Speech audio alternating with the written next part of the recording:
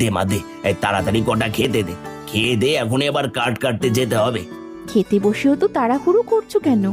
খাওয়াটা তো আস্তে ধীরেও খেতে পারো।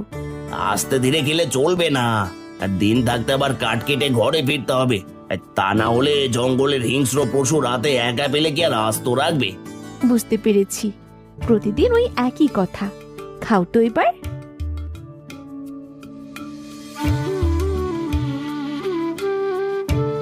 মারে, তোর মা মরার পর দিন থেকে সারাদিন তোকে অনেক কষ্ট করতে হয়। কিসের কষ্ট? শুধু রান্না করা আর কাপড় চোপড় ধোয়া, এতে আবার কষ্ট কিসের? কষ্ট তো তুমি করো বাবা, সারাদিন কাজ কেটে সেগুলো আবার মাথায় নিয়ে বিক্রি করো কি। কিন্তু এগুলো তো মেয়েদের বাপের বাড়িতে থেকে কারোর কথা না, এগুলো শ্বশুর বাড়ি গিয়ে করতে হয়।